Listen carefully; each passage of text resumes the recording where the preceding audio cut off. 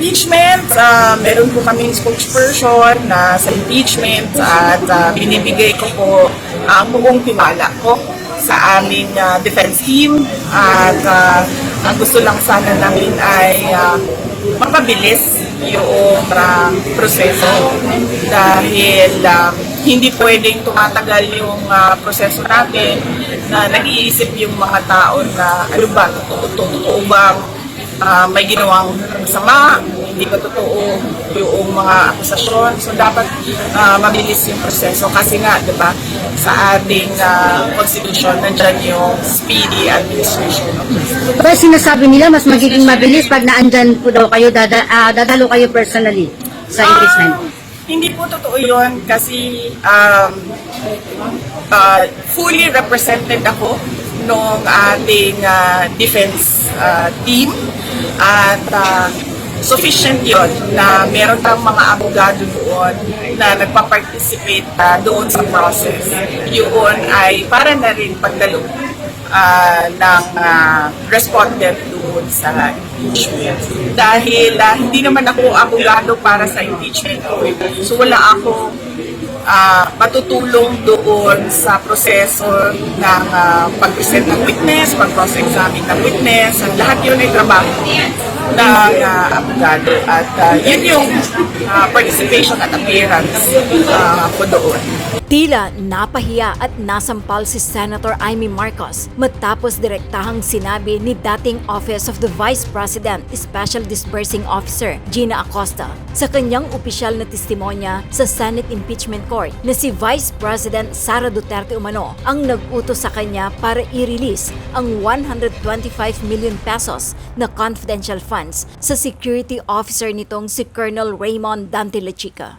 Matatandaang sa isang pagdinig noong November 25, 2024, sinabi rin ni Acosta na may approval umano mula kay Duterte para sa pag-release ng naturang pondo at iginiit niyang pinagkakatiwalaan niya si Lachica dahil pinagkakatiwalaan din ito ng kanyang head of office na si Duterte. Sa naging testimonya ni Acosta, naalala ng ilang netizens ang pagkikipagpalitan ng argumento ni Senator Judge Amy Marcos sa testigong si Attorney Roderick Wamil, dating auditor ng Commission on Audit, Intelligence and Confidential Funds Audit Office, tungkol sa kung sino ang accountable officer sa confidential funds ng OVP. Ipinagtanggol ni Senator Amy Marcos si VP Sara Duterte matapos niyang sabihing hindi si Sara Duterte ang maging accountable officer sa paggamit ng confidential funds dahil hindi naman siya ang payee, kundi ang mga Special Disbursing Officers or SDOs na sina Gina Acosta at Edward Fajardo. Pero kinontra ni Wamil ang sinabi ng Senator Judge at iginiit na responsibility of the head of the agency na si Vice President Sara Duterte para sa Office of the Vice President at sa Department of Education or DepEd ang pag-aproba sa kung papaano gagastusin ang confidential funds nito. Iginiit din ni House Prosecutor Attorney Ligutan, malinaw umano sa mga ebidensya at testimonya na may lagda si VP Sara Duterte sa mga dokumentong may kaugnayan sa paglalabas, paggamit at liquidation ng confidential funds. Ayon naman kay House Prosecutor at Bicol Saro Representative Terry Ridon, base sa naging testimonya ni Gina Acosta sa Senate Impeachment Court, ang dapat pinapanagot ay yung pinakaulo at pinakadulo ng kontrobersyang ito. Walang iba kundi ang pangalawang pangulo. Sa nangyari kahapon, yung pag-appear ni yung sinalang itong si Gina Acosta, kahit hostile witness itong si Gina Acosta, matindi yung mga sinabi niya tungkol kay Sara Duterte. Kinumpirma niya nito ni Gina Acosta na yung na-ingkas niyang cheque na 125 million, pagka-ingkas niya, binigay niya kay Colonel Lachica.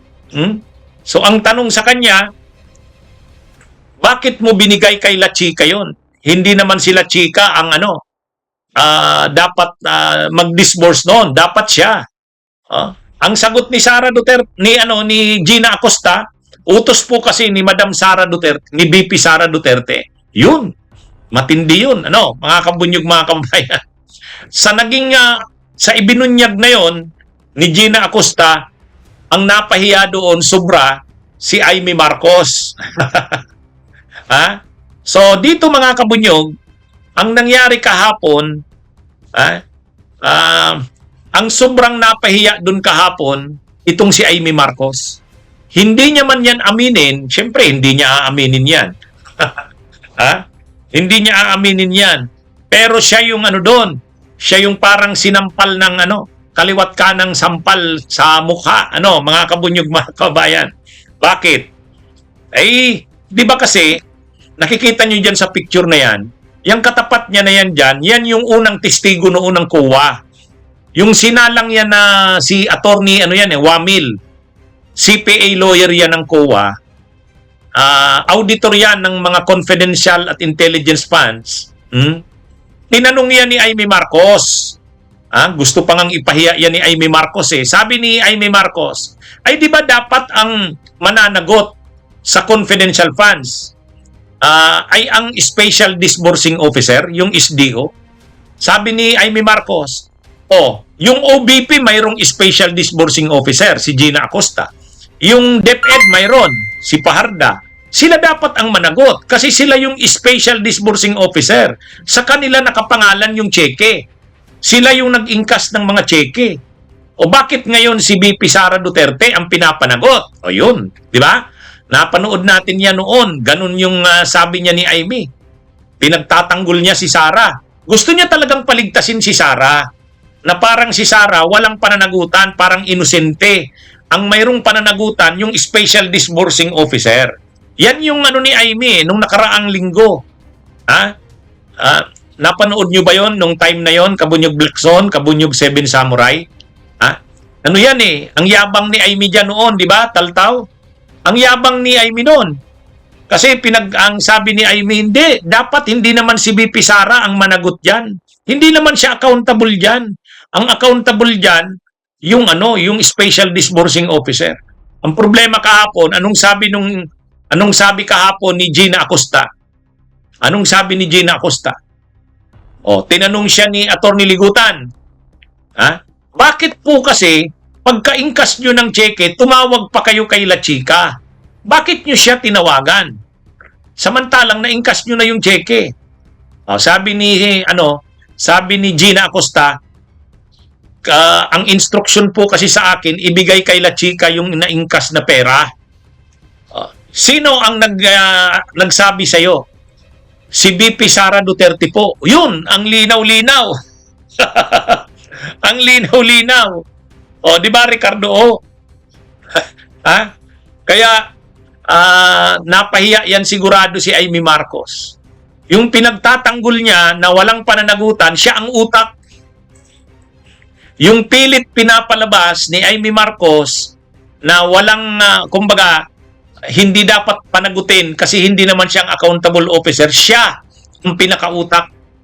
Siya ang nag-instruction kay Gina Acosta. Yan ang na-reveal kahapon. O paano na ngayon yung sinasabi ni Amy? Ay di ba pinasabi ni Amy? Hindi naman dapat yung Special Disbursing, hindi naman dapat si BP Sara. Ang dapat dyan na managot, yung Special Disbursing Officer. Lumalabas nga kahapon, kawawa yung Special Disbursing Officer eh. Kasi ang sinasabi niya, parang ganito eh. Sumunod lang po naman ako, Sir, Your Honor, sumunod lang naman po ako, di ba? Parang ganun ang sinasabi ni Gina Acosta.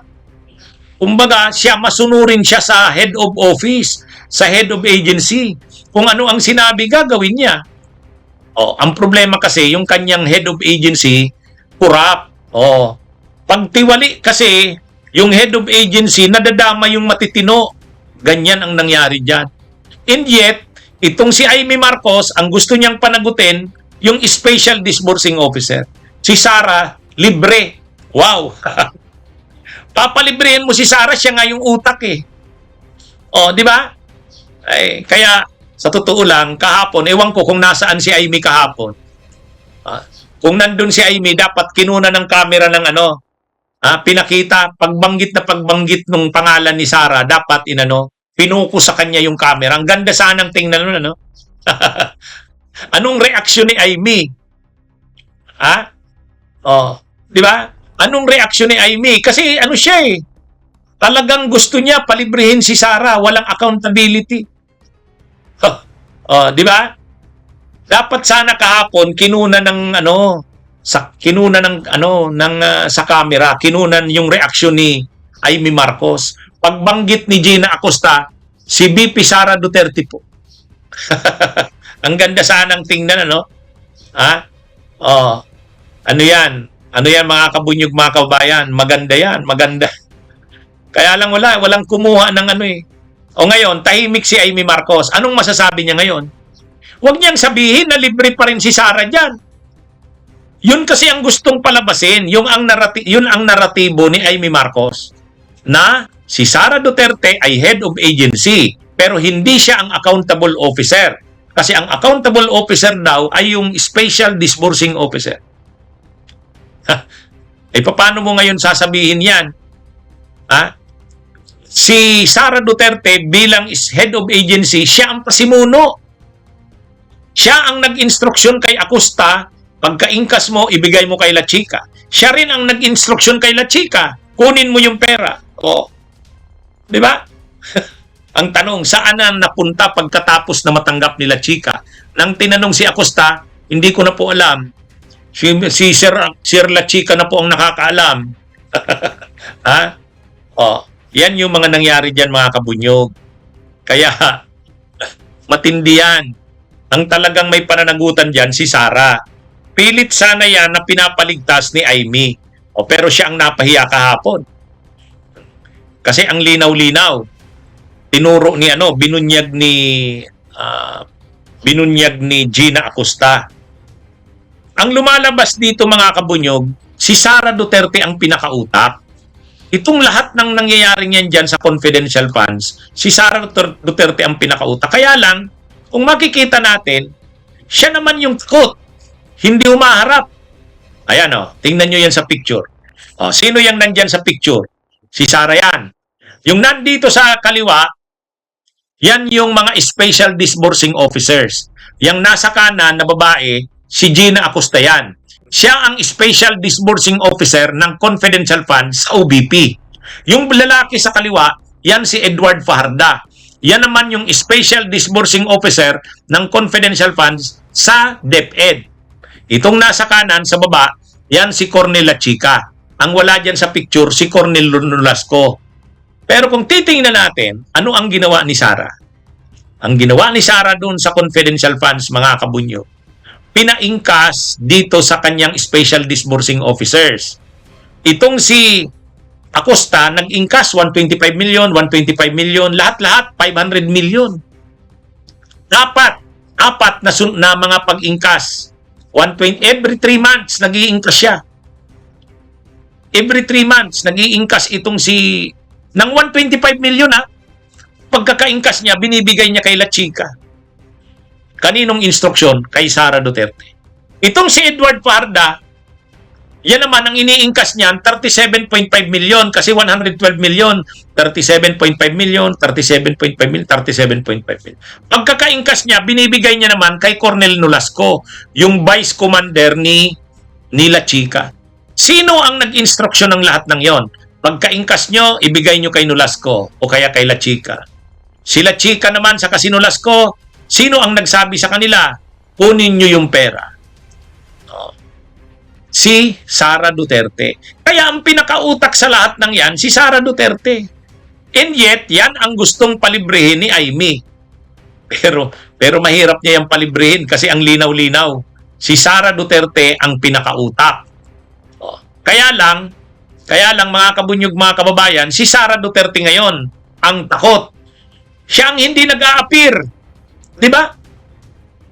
Siya yung hindi nag-a-appear sa Dapat sana dyan, sabi nga ni Congressman Benny Abante, Sara Duterte, nananawagan ako sa iyo. Humarap ka na. Panagutan mo na to. Ikaw na ang humarap kasi ikaw naman yung may alam talaga ng lahat ng yan. Kawawa naman ang mga tao mo. Ibig sabihin, kawawa si Fajarda, kawawa si Acosta, kawawa si La Chica, kawawa si Nolasco. Kasi lahat ng yan sumunod lang sa'yo. Ikaw na ang humarap, sabi ni Congressman Benny Abante. Ang problema, hindi. Hindi naman yan haharap si Sara. Sinasabi lang yan na matapang, pero pagdating sa mga ganyan, pananagutan, takot yan. Ha?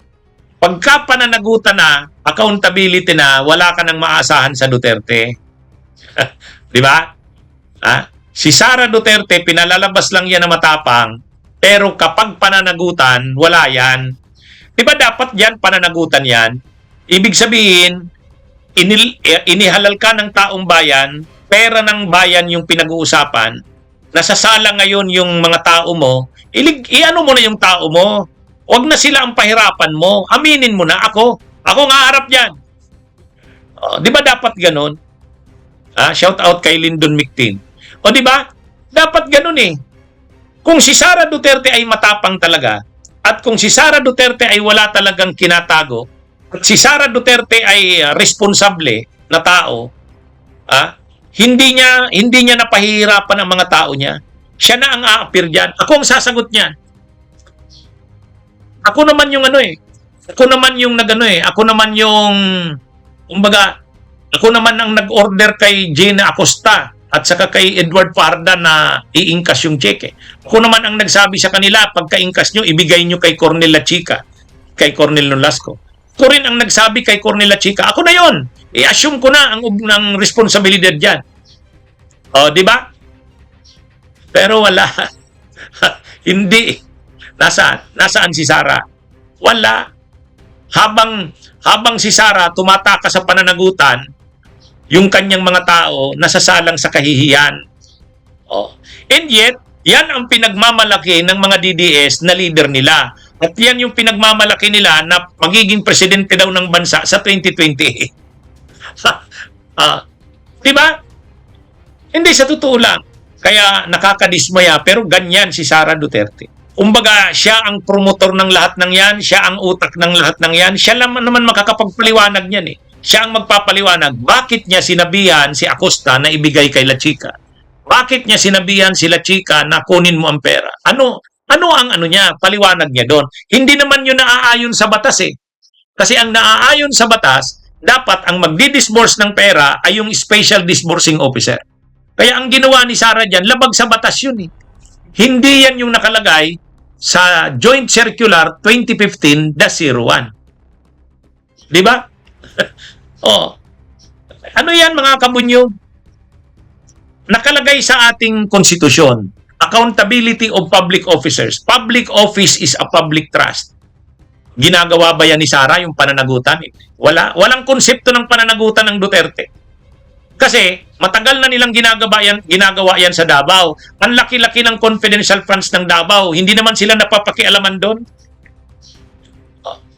Yan yung nangyari. Kaya sa Davao, ang laki-laki ng confidential funds ng Davao, hindi sila napapakialaman. Taharian nila ang Davao. Kaya nung maging vice president siya, ganun din yung ginawa niya. Deputy secretary siya, ganun ang ginawa niya. But nasanay na sila na ang confidential funds, madali yan. Madali yan. Yan ang mabilis na pagkuha, utos lang ni Sara yan. Uutusan niya lang si Acosta, susunod yan. Yan yung totoo dyan, mga kabunyog, mga kababayan. Kaya nga nakakalungkot na ito. Sa totoo lang, walang konsepto ng pananagutan ang mga Duterte. Wala. Parang sa kanila, yung perang pinag-uusapan, parang pera lang nila. At saka pag sinabing 500 million, ang liit na sa kanila nun. Ang liit na sa kanila. Sanay na sila sa malalaking pera eh. Tapos sanay na sila na, pagka madali lang yan. Ililiquidate lang yan. May mga tao na tayong marunong yan. Alam na nilang gagawin. Yun. Yun ang nangyari dyan, mga kabunyog, mga kababayan. Kumbaga, confidential funds. Hindi sila sanay sa confidential funds na maliit. Sa Davao lang, 400 million. Sa loob ng panahon na mayor si Sara, 2.6 billion ang confidential funds. At ang nagliliquidate noon sa Davao, itong si Acosta at saka si Parda. Kaya nasanay na sila. Nasanay na sila. Kaya lang, bakit kasi nabunyag yan? Bakit nabunyag yan sa national level? Nag-away ang Marcos at Duterte. Kaya God works in mysterious ways, mga kabunyog. Kung hindi nag-away ang unit team, kung hindi nabuwag yan, hindi naman lalabas yan. Hindi naman lalabas yan. Kasi sa Davao pa lang, sanay na sila sa confidential funds. Tingnan nyo ito ha. Ayan. 2016 hanggang 2022, ito ang nakuhang confidential funds ni Sara. Tingnan nyo ha. 2016, 144 million. 2017, 293 million. 2018, 420 million. 2019, 460 million. 2020, 460 million. 2021, 460 million. 2022, 460 million. Total, 2.697 billion. Ganyan ang confidential funds ni Sara Duterte, mga kabunyog, sa Davao. Mayor siya niyan, ha? Isipin nyo lang yan. Syudad lang yan. At mayroon niyang pinakita yung iba't ibang mga syudad sa Pilipinas, Makati, Quezon City, pinagkumpara. Yung Makati at saka Quezon City, ang laki ng income, ang laki ng pera. Pero ang confidential funds nila, 50 million lang, 30 million, ganun.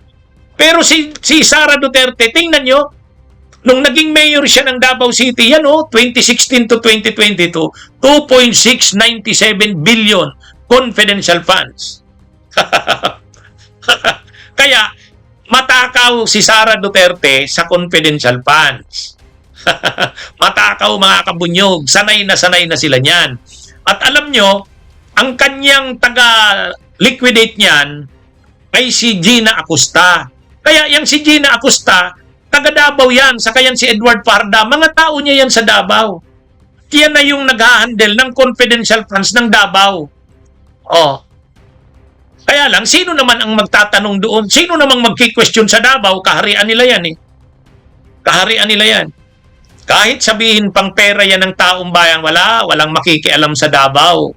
Panahon pa ng kanyang ama, yan, mga kabunyog, mga kababayan. Kaya sa totoo lang dito, sa Davao walang pananagutan.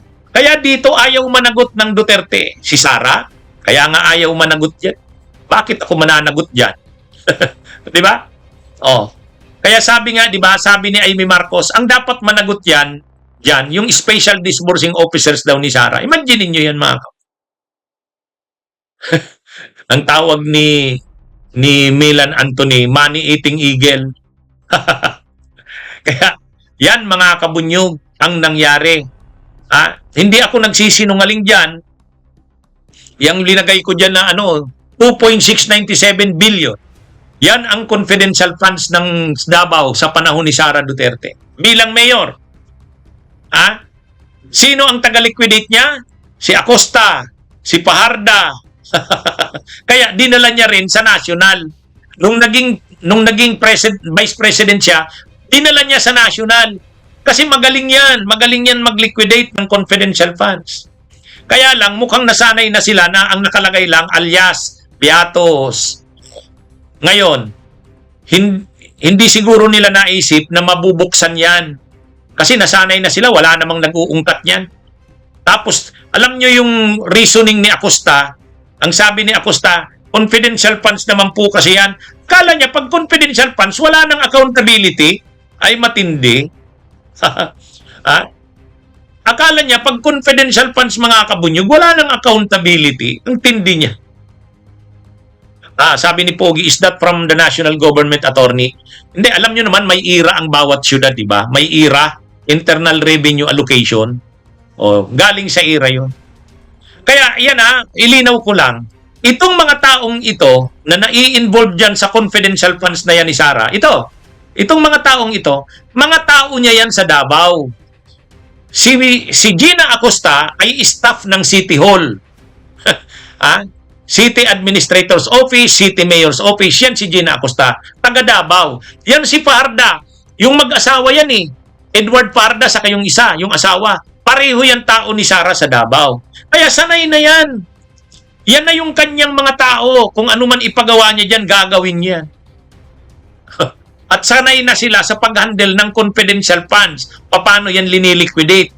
At akala nila, hindi magkakaproblema. Kahit alias lang yan. Ilagay mo na lang dyan. Replanting. Pwede na yan. Pwede na yan. Christmas party, pwede yan. Bakit? Ay kasi matagal na nilang ginagawa yan. Hindi naman yan nagkakaproblema. Kailan lang sila nagkaproblema? Nung nag-away ang Marcos at Duterte. Yung nagkaroon ng away, nahati ang unit team, syempre, hindi na nasa administrasyon si Sara. Ayan na. Dapat naghanda siya niyan. Hindi niya napaghandaan yan eh. Akala niya laging mapoprotektahan siya. Darating at darating ang panahon, mauungkatan din yan. At ito na yun. Ito na yun. Ngayon, ang gustong mangyari ng mga alyado ni Sara, itong sila Cayetano, sila Amy, ibalik ang Duterte sa 2028. Anong gagawin nila? Lalong lalaganap yung ganyang kalakaran. Di ba?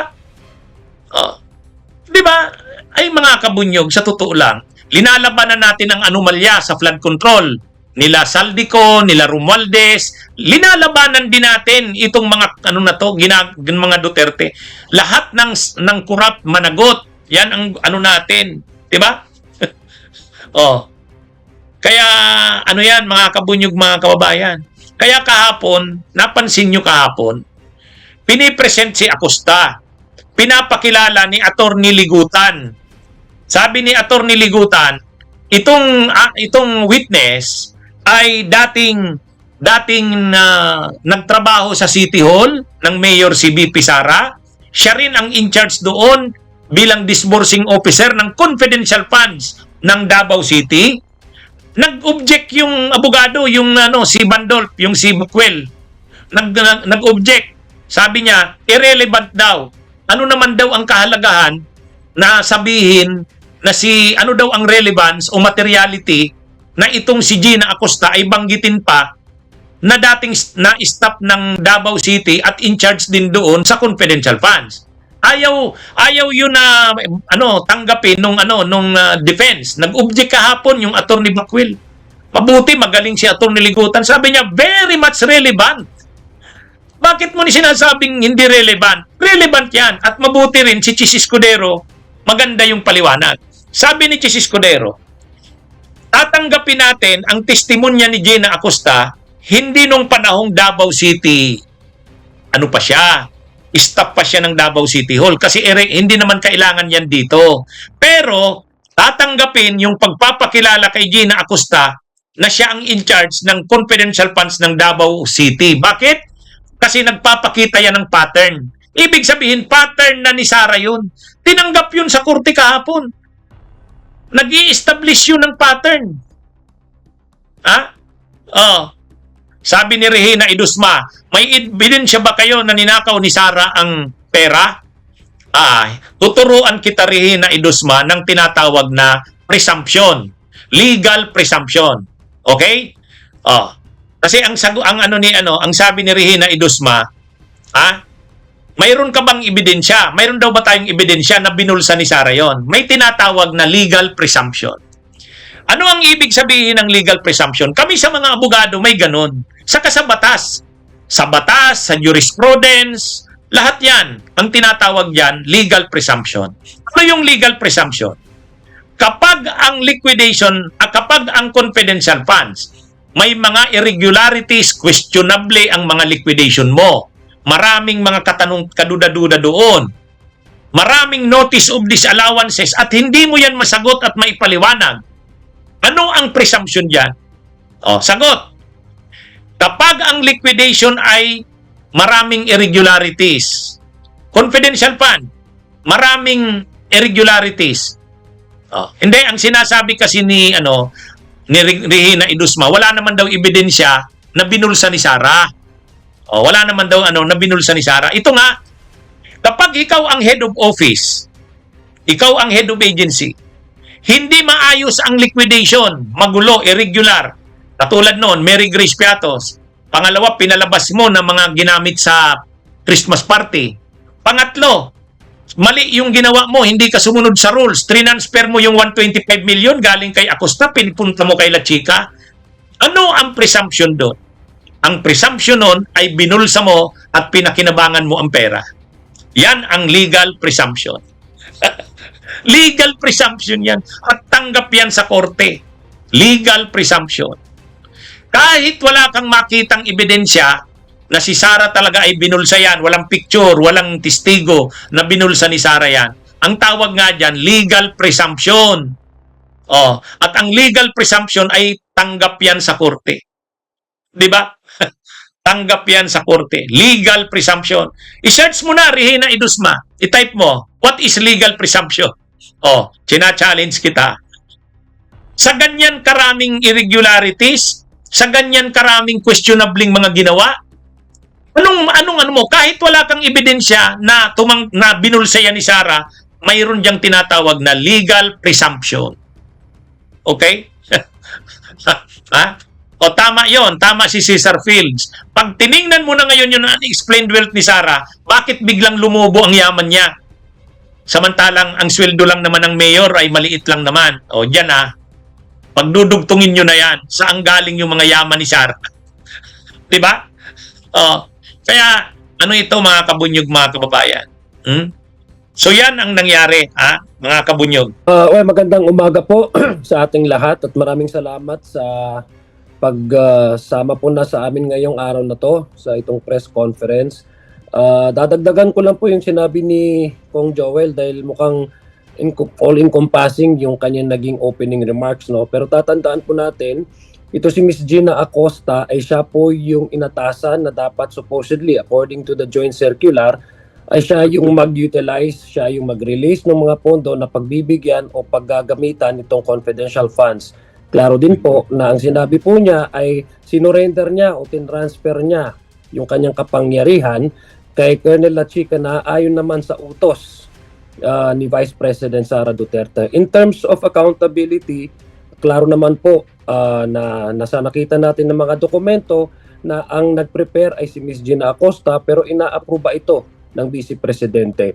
Yung pagta-transfer po nitong kapangyarihan na to, alam na po natin at very clear po doon sa naging testimonya, direct testimony sa isang sakay Ms. Gina Acosta na wala po sa joint circular kung saan nagbibigay ito ng kapangyarihan sa isang security officer para siya ang gumasta at siya yung mag-implement nitong confidential funds na ito. Isa lang po ang klaro, no? Siya mas klaro pa kaysa sikat ng araw, no? Na unang-una, ang utos may pera. Pangalawa, ang utos ay galing po sa Vice President. At ang nakakapagtaka po dyan, kung bakit yung pag-prepare po ng financial and fiscal plan ay ang nagbibigay din po ng mga inputs ay nagmumula kay Colonel Lachica at siya rin po yung inatasang mag-handle nitong confidential funds. Sa ordinaryo po na kalakaran sa ating gobyerno, alam po natin na ang isang cashier ay hindi rin po magiging auditor. Bawal po yan. Hindi po pwedeng ang nag-identify ng mga proyekto ay siya rin po ang gagamit ng pera na ito at siya rin po ang magsasubmit ng mga liquidation fund dahil nagmumukhang modus operandi po ito ang mga ganitong klaseng kalakaran at na-open up yung misuse at abuse nitong mga ganitong pera ng ating taong bayan. Klaro po yon sa testimonya ni Ms. Gina Acosta kahapon at isa lang po ang pino-point out nito. Ang talagang nagko-call ng shots at nag-order sa itong dalawang individual, kay Ms. Gina Acosta being the SDO at saka si Colonel Lachica bilang siya yung nag-implement itong confidential funds ay ang Vice Presidente. Klaro po yan sa kanyang testimonya at klaro po ang kanyang kasagutan nung tinanong po siya ni Atty. Ligutan. Nung sa simula, nakita natin na parang yung testigo ay medyo hindi kunyari nakakapagsalita ng salitang Tagalog at English. Samantalang nung siya ay nakul yung kanyang attention ni Senator Erwin Tulfo, biglang gumaling ang kanyang pagsasalita ng Tagalog at English. So makikita natin ito ay isang play ng defense para malito at mag-awa-awaan dito sa kanilang testigo. Pero hindi naman ito maipopubli na siya ay dati ng tauhan ng ating Vice Presidente simula pa nung sila ay nasa Davao at si Ms. Gina Acosta rin ay dati nang humahawak ng confidential fund ng ating Vice Presidente, ng ating Vice Presidente ay mayor pa. So sa susunod, bukas ay magpapatuloy na ang mga salaysay. So hopefully, mas marami pa tayong madiskubre ng mga mahalagang mga salaysay galing kay Ms. Gina. Morning everyone. No, I think yung mga important points ng testimony ni Miss Gina Costa already aptly summed up no by Kong Joel and Kong Zia. Siguro sa akin na lang very quickly. So makita na natin binubuo na yung storya no kung saan napunta yung pera, sino kumuha, at tinitingnan natin paano nila yan din dineklara no kung saan nila supposedly yan ginamit. But po-point out ko lang, babalikan ko lang din quickly na very significant din yung dun sa nangyari nung umaga no yung na nakuha ng mga stipulations no and admissions ni kung Lordan Suwan no? Dahil doon naman sa storya naman yun makikita naman natin anong naging aksyon ng Vice Presidente at ng kanyang mga tauhan nung sila ay tinatanong na at hinihingan ng paliwanag ng House of Representatives kung paano nila ginamit ito. No, yung mga dokumento kahapon no na napa-admit ni Kong Lordan Suwan sa depensa na aminin no at nagbigay din sa mga iba na yon ng pahintulot ang presiding officer no na to take judicial notice of those documents.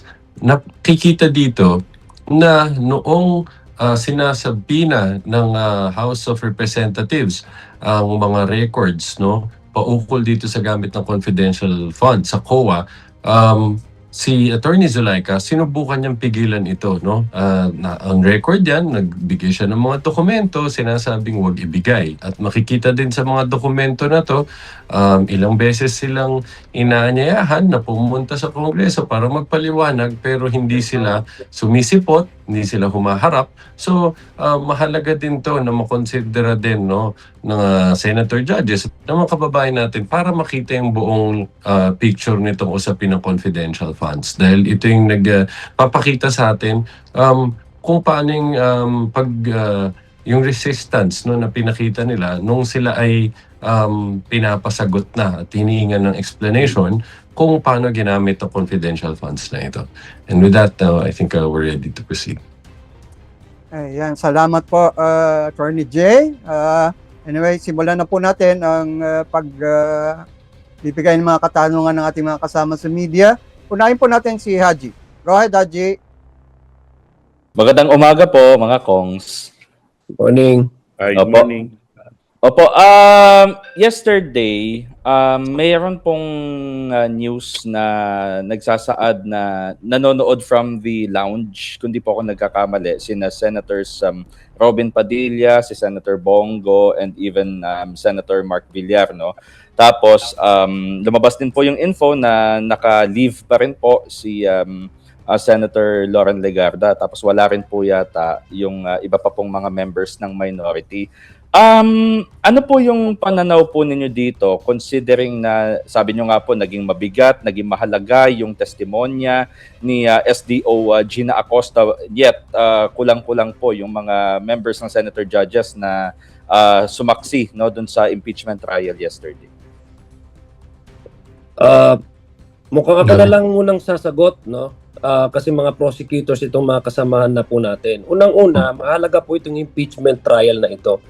Dahil isa po ito ito lang yung katangi-tanging kapangyarihan na ibinigay sa isang institusyon. Ito po ang Senado. Hindi po ito po pwedeng i-exercise na anumang korte o anumang pang institusyon o ahensya ng gobyerno. Ang Senado lang po ang maaaring, according to the Constitution, na maaaring to try and decide an impeachment complaint. So, in-expect sana ho natin na ang ating mga senador ay nandyan para po sila mismo bilang mga huwes ay ma-observe nila yung exchanges, ma-observe po nila yung manner of response ng ating mga witnesses para po mabigyan din sila ng apart from the appreciation of the documents, mabigyan din po sila ng first-hand knowledge kung paano po yung nagiging sagot, ano yung manner of speaking at ano po yung mannerism ng mga witnesses. Kaya nga po pinipresenta sila sa witness stand kasi yung kabuuan po na testimonya nila, including the mannerism, would also play a significant part in the determination of either guilt or acquittal ng isang nakaupong huwes. Tayo po ay nirerespeto natin sila kung ano sa kanilang paraan, kung paano nila ma-appreciate ito. Nirerespeto din po natin ang kapangyarihan ng Senado para po magbigay sila kung anumang kaukulang leeway sa kanilang mga miyembro ng nakaupong senator quiz. Pero ang nagdidemand po kasi ng to try and decide ay hindi po ang prosecution, neither the defense ang nagbibigay po ito at nagdidemand. The obligation, the responsibility also comes from being compliant with the demand of the Constitution to be present all the time. So, mas maigi at mas makakabuti po, hindi po sa prosecution side, mas makakabuti po sa korte na sila po mismo, itong mga sitting judges, ay maupo at maobserbahan nila, ma-witness sila first hand physically yung nagiging testimonya ng bawat witnesses. It will not give advantage neither to the prosecution nor the defense if the sitting judges would really be compliant with the Constitution and be present all the time during the impeachment trial of any impeachment complaint. Sa akin lang, if I could add just very quickly, no, itong statement, observation ni Kong Zia, in fact, this is recognized under jurisprudence, no, na recognize ho yan ng jurisprudence in a lot of cases na napakahalaga na yung maestrado, no, na bibigay ng pagpapasya, no, kung convicted or guilty, for example, ang isang accused, no, mahalaga na siya mismo yung nakapanood ng personal, no, kung paano nagtestigo yung mga nagbigay ng testimonya, mga testigong nagumupo, no, nagbigay ng testimonya laban sa kanya at pabor sa kanya, no, dahil nga napaka halaga makikita mo ng personal, no, kung paano yung the way he conducted himself, paano siya sumagot sa tanong, mannerisms, reactions, etc. So just to point out quickly na itong sinabi ni Kong Zia, in fact, it's recognized, no, under jurisprudence yung importansya ko niyan. Dadagdag ko lang, Haji. Sige po. Alam ko may sasagot din si Kong Joel. Idadagdag ko lang. Dito po sa impeachment trial na ito, hindi lang po yung pagpapresenta ng mga prosecution, ng ebidensya at mga witnesses. At the same time, yung defense din, kung aabot po tayo sa oras na sila po ang magpapresenta ng kanilang mga ebidensya at mga witnesses, even the senator judges has that obligation to promote and maintain the integrity of the court. Ang pagpopromote po ng integrity of the court is to be compliant with the directive law of the Constitution to exclusively try and decide the case. So mas maigi po at mas makakatulong sa pag-maintain at pagpopromote ng integrity ng proceeding ng impeachment trial kung sila po mismo ang nandoon at sila po mismo nag-oobserba at nakikinig at nag-assess at nag-evaluate ng mga ebidensya, including the testimony of the witnesses, by physically present during each and every trial date. Alam po ninyo, maliwanag po sa Senate rules, no, at saka sa kanilang sinumpa ang oath of office nung sila po ay nanumpa bilang mga senator judges. Sinasabi po nila na they will act with political impartiality. Ibig sabihin, sila ay magiging neutral dito sa paglilitis dito sa impeachment case. Kaya inaasahan po natin na pag sinabing pag-neutral, ang magiging desisyon nila ay base sa kung ano ang pinaiiral na batas, base sa kung ano ang kanilang nasaksihan, base sa kung ano ang kanilang naobserbahan. So, sama-sama po yan sa kanilang pag-assess bilang mga senator judges. Kaya nga po kami ay, kung kami po ang tinatanong kung ano masasabi namin dun sa mga senator judges na hindi po makaka-attend. Halimbawa po, by reason of legal impediment, dahil either sila ay nakakulong o hindi nagpapakita dahil sila ay nagtatago. Kaya nga po ang aming stand dito ay sana hindi sila masama dahil hindi nila nakikita yung demeanor kung tawagin ng mga witnesses. Kasi napakahalaga po yan eh. And in fact, pag sa mga korte, pagdating sa apela, hinahayaan ng mga appellate court yung pagdidesisyon talaga sa mga facts, no, sa trial court. Kasi nga, yung sabi nga ng Korte Suprema ay sila yung mga talagang nakakakita kung paano sumagot ang mga witness at mga witnesses. So dito, kung hindi nga nila naman makikita kung papaano sumagot, baka mamaya magkamali sila sa kanilang pag-a-assess at pagdidesisyon.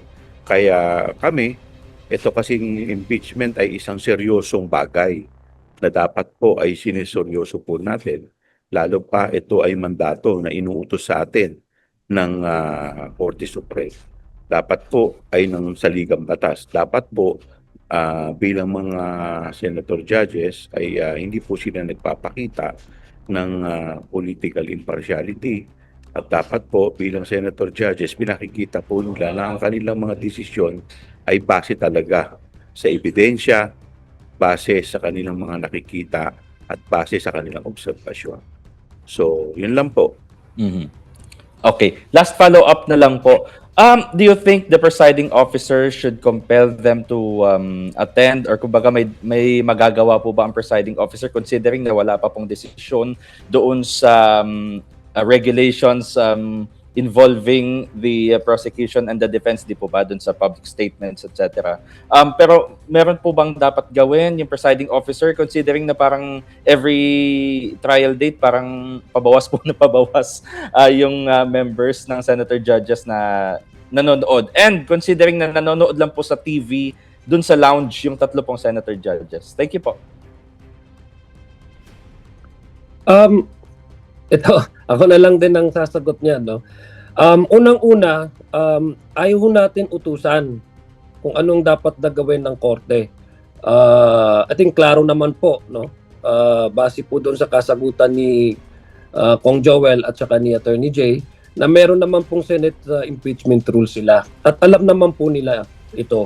Nung araw po na sila po ay nagsuot nitong robe na to at nanumpa po sila na magiging impartial sila sa pag-evaluate nila ng mga ebidensya, katumbas rin po yung kanilang obligasyon at sinusumpaan na bilang huwes na sila po tatalima at sila po faithfully i-comply po nila at gagawin po nila ang nararapat nilang gawin na ayon sa kanilang Senate impeachment rules. At kasali nga po dito, na-explain nga po nila Kong Joel at saka Attorney Tolosa, na meron din pong apart from the Constitution directing them to try and decide, meron pong mga ruling ng Supreme Court patungkol doon sa guide on how the judge can actually obtain the necessary information by evaluating physically yung mga ebidensya para po mag-arrive siya into a sound and impartial judgment. So, kung ano po yung magiging additional na dapat na hakbang ng presiding officer, again, sinasabi po namin, compliant po kami sa directive. At the same time, we will not do anything or say anything that would in fact give the impression that we are dictating upon the impeachment court. Ang sa amin lang po ay sana kino-comply po ng bawat panig ang defense, prosecution at ang defense, no, ang kanilang mandato para po mas ma-promote at mas ma-uphold yung integrity ng court. Klaro naman po sa kanilang Senate rules na ayon sa kanilang Senate rules at dapat po ay sila ay faithfully, sabi nga ni Kong Joel, to take this in abreast, no, and to seriously perform their function as sitting senator judges. Whatever is the direction of the impeachment court, alam naman po natin, magagaling po ang ating mga sitting Senate judges sitting as senators sitting as judges. Alam po nila kung ano yung magiging takbo o ano alam po nila kung paano po nila palakasin yung kanilang mandato bilang impeachment court. So, yun lang po ang ating masasagot po dyan, no? Depende na po yan. Kasi sila po magagaling po sila ng mga huwes at mukhang alam po nila kung anong dapat nilang gawin at guided naman po sila sa Senate impeachment rules. Thank you po. Alright, thank you Haji. Thank you po sa inyong mga kasagutan, ating mga panelists. Ang kasunod po naman magtatanong, let's welcome Bernard po. Bernard, your turn. Good morning, Kongs. Doon sa pag-amin ni Gina Acosta na binigay niya, ang nag-utos sa kanya na i-release kay Colonel La Chica yung pera, hindi ba sapat na yun para ma-convict si VP Sara at rest the case na lang? I guess I can respond. No? Kung sapat na o hindi, ang pagtitimbang na yan, ang gagawa niya ng impeachment court. No? So, hindi natin sila pangungunahan no, sa conclusion na yan. But tayo, so nakita natin, mahalaga ito para sa amin dahil una-una, consistent ito doon sa una nang nasabi ni Miss Silene Del Campo. No? At ngayon, narinig na natin mismo kay Gina Acosta. Na, no? But gusto natin buuin pa yung storya dito sa usapin na confidential funds, no? So, para gusto natin, pag tayo ay nag-rest na sa pag-present ng evidence dito, wala na talagang kahit anong katanungan no, na matitira pa para ma-prove talaga natin lahat ng allegations natin dito. No? Yun muna siguro, no? Ayaw natin pangunahan, but para sa amin malinaw yung significance nung kanyang naging pag-amin dahil diretsuhan nga, klaro, yung dun sa control no, over the confidential funds, maliwanag. Yung chain of control dyan, no? Na kaya yan binigay dito kay La Chica na hindi naman siyang SDO, no? Kahit labag yan dun sa joint circular. Sabi nga ni Gina Acosta, dahil yan sa pag-utos ng Vice Presidente. Sabi niya, kung hindi dahil sa utos na yan, hindi niya gagawin yan. So, yun. Joel? Sorry, hindi ko masyado nakuha dahil nawalan ako ng signal. Ako na lang. Tanong. Unahan ko na lang, unang-una, very clear po yan na base po doon sa testimonya ni Ms. Gina Acosta, parang nakita natin the one that is actually pulling the strings. No?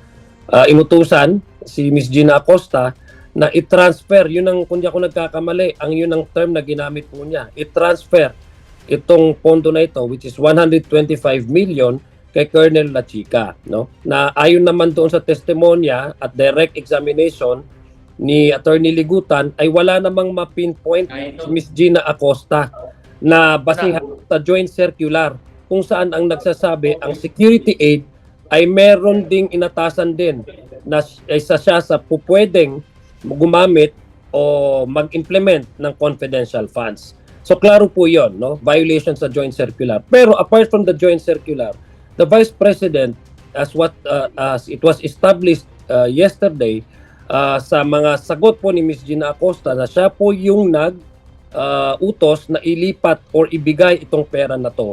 At nung tinanong kay Colonel La Chica, at nung tinanong siya na kung hindi sinabi ni Vice President or inutos sa kanya na ibigay ang pera na ito, ang 125 kay Colonel La Chica, ay hindi rin niya daw ibibigay. Ibig sabihin, in her own volition, kung siya po yung magde-decide bilang SDO, hindi po niya gagawin yon. Ibig sabihin, ginawa lang niya yon dahil utos ng Vice President. Now, the Vice President, being a lawyer herself, knows very well that apart from their blatant disregard to follow and comply with the joint circular, clear po ito sa mga batas natin na meron po talagang illegal delegation of duty na ginawa sa pagta-transfer ng itong kapangyarihan na to, itong authority na to, itong mandato na to kay SDO Gina Acosta, kay Colonel La Chica. And Ms. Gina Acosta did not do this on her own volition. Neither was she planned herself, all by herself, to decide on passing this obligation to Colonel La Chica. She was instructed by the Vice President. To at the very least, ang Vice President dapat bilang isang abogado, alam niyang bawal ito. Maski lang doon sa joint circular, doon mo lang sa batas na meron talagang illegal delegation of duty. Kasi banded capacity yung ina-assume na mandato ni Ms. Gina Acosta being the SDO. At hindi po legally, hindi po niya dapat ito ibibigay sa isang tao na wala naman kapangyarihan o wala namang mandato na mag-implement nitong 125 million confidential funds. And what is troubling also is that the one that is being asked to receive the 125 million from Gina Acosta was actually the one who supplied the inputs on the physical and financial plan. So kaya nga po ang sa ating nakikita, no, mas matinag pa kaysa sikat ng araw na mukhang meron talagang modus operandi na ginagawa dito, no? apart from yung mga programs dapat sa physical and financial plan na dapat ay maging specific at particular yung paggamit ng confidential funds, ay mukhang generic yung description ng program nito, tapos yung mismong magsusupply ng mga utilization report through ARs ay nanggagaling doon mismo sa isang tao kung saan siya rin ang nagsusupply ng inputs at siya rin ang nagbibigay ng mga liquidation documents patungkol sa paggamit ng confidential funds. So from the very beginning, the mere fact that if there was an illegal transfer or illegal delegation of duty from one person over the other, the following expenses covering the expenses of confidential funds is already illegal. It is already an illegal expenses. Kung ako pong tatanungin nyo. Ngayon, may mga abogado po tayo, they can actually further explain this point of view. Pero para sa akin, from the very start that it was transferred illegally, then the following expenses na pinaggamitan ng confidential funds is already by nature illegal.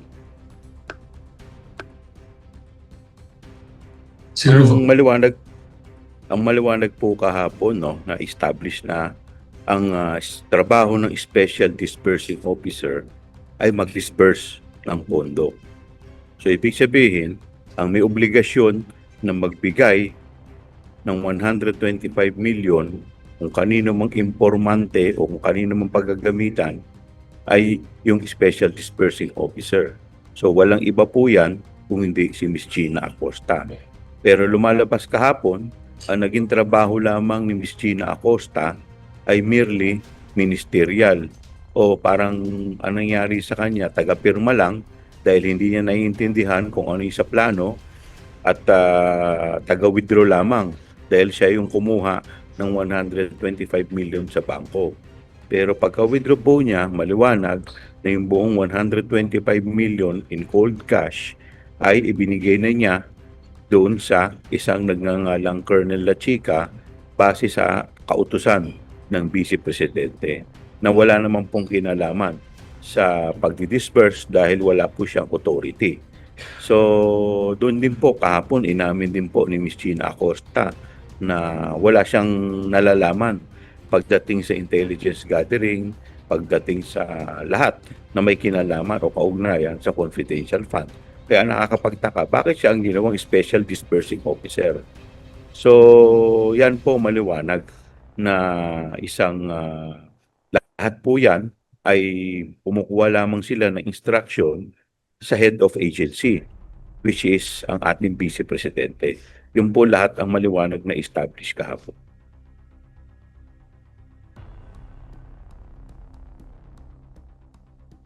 So dapat guilty na siya doon pala. Well, Kagaya nga po ng sinabi kanina ni Attorney Jay, hindi pa naman tapos ito. So, tingnan natin. Doon sa sitwasyong yon ay may problema na. So, ngayon, yung paggamit, isa pa yan sa mga patutunayan po namin. Dahil kung nakita naman po natin yung mga naging statement ng mga nakaraang testigo namin, yung POA, mga POA officers, dito sinasabi nila kung paano ginamit, kung bakit sila nag-arrive ng AOM, hinihinga nila ng resibo, pero walang maipakitang resibo. Kaya po sila naglabas ng notice of suspension. Dito, paglabas ng notice of suspension, binigyan pa rin sila ng opportunity para ilabas ang mga ebidensya na talagang ito'y nagamit sa pagbibili ng gamot, pagbibili ng goods. But then again, nung nilabas ang notice of suspension, wala pa rin na ilabas. So kaya tumungtong sa notice of disallowance. At hanggang sa kasalukuyan na meron silang motion for reconsideration, ay wala pa rin silang nailalabas na ebidensya o resibo. Parang lumalabas nga, parang ghost project itong confidential fund. Lumalabas parang yung mga tao na puro mga Casper o tinatawag nating ghost, 'di ba? O yung mga goods, mga gamot, puro ghost. Lahat po ghost, wala pong lumalabas na totoo at balido. At lahat na lamang po ng mga ginamit nilang ebidensya, pare-parehas, puro acknowledgement receipt lamang. Dadagdagan ko lang yung sinabi ni Kong Joel, no? Kasi yung tanong is, na-establish ba yung guilt? Unang-una, entitled naman po ang prosecution na mag-present ng mga ebidensya at testimonya na naaayon doon sa mga allegation as contained under the articles of impeachment. So ang pagpapasya, sabi nga ni Attorney Jay, ang pagpapasya whether guilt or innocent, yung isang respondent, in this case, the Vice President, ay nasa korte no po yan. Pero ang titingnan po na talaga natin is paano po ginamit itong confidential funds, no? Mukhang hindi lang po ghost project ito as described described very well by Congressman Joel, kasi galit ho tayo sa mga proyekto na pag pinopondohan tapos pag tinitingnan at tini-implement at pumapasok na ang COA ay walang maipapakita na tamang proyekto. In the same manner also that itong confidential funds halimbawa paggamit ay walang tamang dokumento para i-prove po sa COA na ginamit ito ng maayos. Mukhang ang liquidation process din po ay nagiging ghost process, no? Kasi unang-una, yung sabi ko nga kanina, yung unang-unang nagsusupply ng inputs doon sa physical and financial plan, kung saan ito po yung magti-trigger.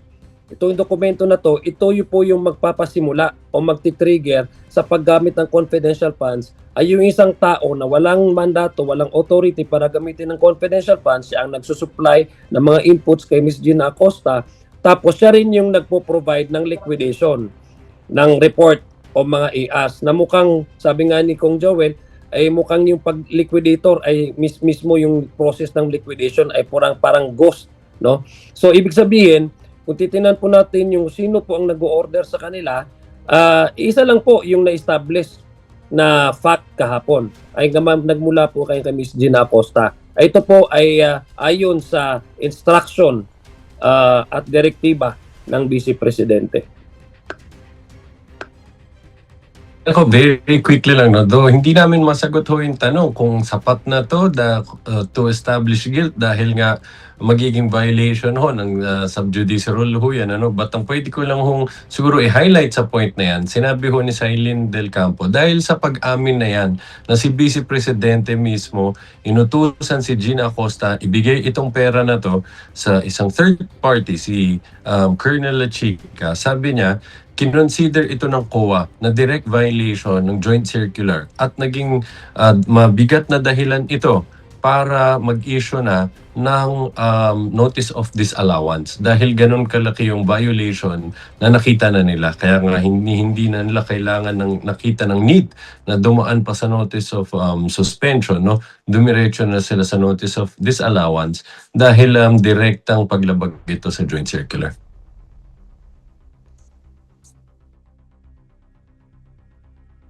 Thank you po, Attorney Jay, Kong Joel, and Kong Zia.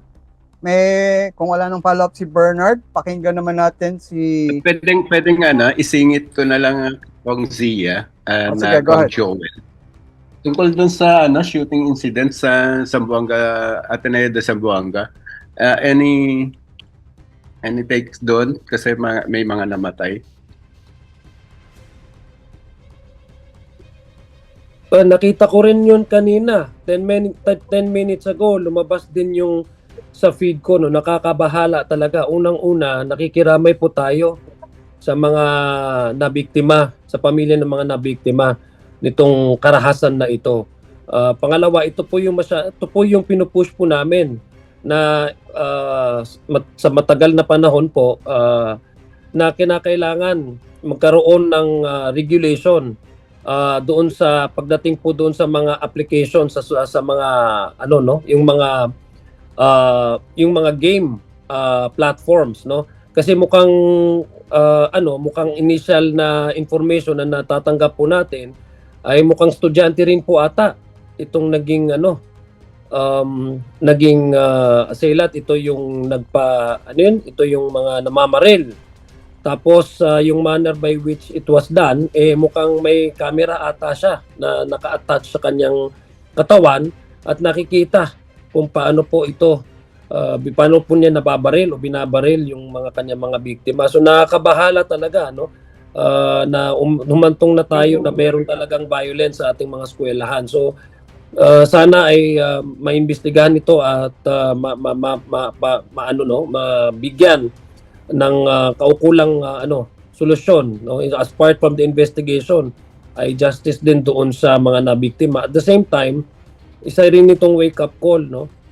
Mukhang dahil budget season ngayon, baka kailangan din talaga natin bigyan ng incapacitate ang ating DepEd para ma-secure ang ating mga eskwelahan, no, physically secure, hindi lang po doon sa mga facilities, but even to a point na we need probably to beef up security in our public schools dahil nakakabahala na talaga ito. Although nasa initial investigation, so we are just waiting for the security agencies to come up with their latest and result based on their initial findings. Nakakabahala po talaga itong nangyari, no, at kagaya nga po ng sinabi ni Congressman Sia, kami ay nakikiramay sa mga biktima, sa mga pamilya na naging biktima nitong shooting. Pero more than that, ito talaga ito yung mga napapanood ng mga bata sa mga SOCMED. So malaking impluwensya po yan sa mga nakikita nila sa social media, mga nakikita nila sa mga leader ng ating bansa. Dahil sa ngayon, nakikita natin pagka ikaw ay palamura, ikaw ay violente, ay medyo hinahangaan ka na 'di ba? So iba na yung nagiging batayan ngayon. Dapat ang batayan ngayon, siga-siga ka, nagmumura ka. So dapat yan medyo baguhin na rin natin. Dahil dito akala ng mga bata, yung nakikita nila sa mga matatanda, sa kanilang mga leader, akala nila yan ang tama. Alright. Salamat po. So, Bernard? Alright, salamat Bernard. Pakinggan po naman natin si Marian. Marian, go ahead. Good morning po, maayong buntag mga sir.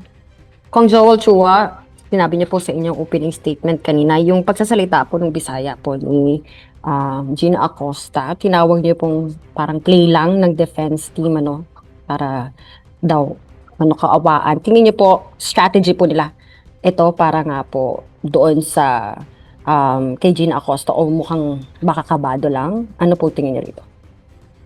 Kaya hindi alam. Well, maliwanag na strategy lamang to para pamali-mali siya, 'di ba? Para kunyari hindi niya naiintindihan yung mga tanong.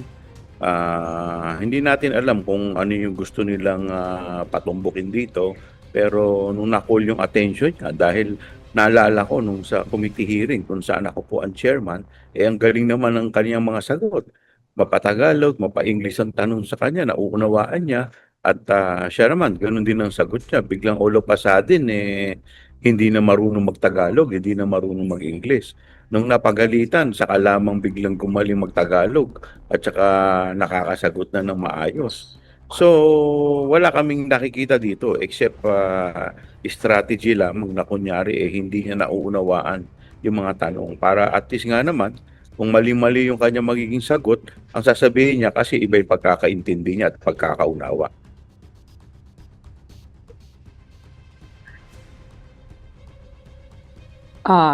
Other Kong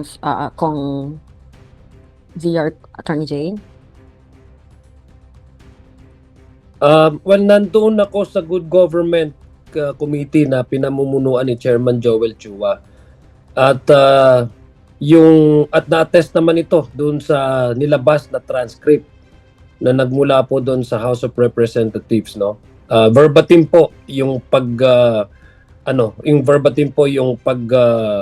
transcribe nung naging palitan ni Miss Acosta at saka ni Congresswoman Jinky Luistro. At very clear naman po na nakakapagsalita nga po siya ng English, dire-diretso, nakakapagsalita siya ng Tagalog ng dire-diretso. So tama po, I completely agree doon sa observation ni Kong Joel Chua dahil ako mismo na witness ko na magaling siya mag-explain sa Tagalog. At the same time, magaling din mag-explain sa English. Pero pagdating doon sa trial, kung saan pinag-uusapan na yung magiging ebidensya o yung mga ebidensya ay mukhang hindi siya ngayon makapagsalita. Mukhang meron na siyang language gap, no? na pinapakita, which is again walang other explanation than to dilly-dally the process and the proceedings, no. Pangalawa, kung pagbigyan natin, no, assuming without conceding that Miss Gina Acosta could not understand Tagalog or simple English, no, ano yung naging determination sa Vice President para piliin siyang SDO, no? Natapos ang Special Disbursement Officer kailangan maging technical, no? Apart from yung kanyang capacity, yung kanyang educational background, yung qualification dapat technical ang mag-handle ng Special Disbursement Officer. Kasi ito'y technical na pag-implement ng confidential funds. Why it is technical? Kasi it is guided strictly by the joint circular. So kung hindi siya marunong man lang ng simple English or Tagalog, ano yung naging determination sa head of agency, which in this case the respondent, Vice President Sara Duterte, to choose her as the Special Disbursement Officer, no? Assuming na hindi siya marunong umintindi ng Tagalog o English. Anong naging batayan para siya ay piliin? So parang ang ating obserbasyon ay dahil sa ito'y si Miss Gina Acosta ay dati na siyang nagtatrabaho, no, even sa Davao City, kung saan, kung titingnan nyo po based on the reports, nung nag-assume po as mayor si Vice President Sara Duterte, may exponentially increase ang mga confidential funds, no. In 2017 naging 100 plus million pesos ang confidential funds. Noong 2018, naging 420 million pesos, kung di ako nagkakamali, according to the report. And sa succeeding years ay naging 460 million pesos ang confidential funds. So kung ako pong tatanungin nyo, mukhang meron na talagang knowledge and know-how si Miss Gina Acosta doon sa mga paraan kung paano po nila ma-liquidate itong confidential funds. At yun po ang dinala nila sa Office of the Vice President. Bit-bit po nila yung sinasabi ko pong possible na modus operandi nagmula po nung siya ay nakaupong mayor sa Davao City at dinala po sa Vice President, sa Office of the Vice President, na si Miss Gina Acosta ay accustomed na doon sa paraan kung paano po i-liquidate itong confidential funds dahil unang-una siya po ay following the instruction of the Vice President without any question asked, no. So yun po yung aking naobserbahan, no, kung ako po'y tatanungin ninyo.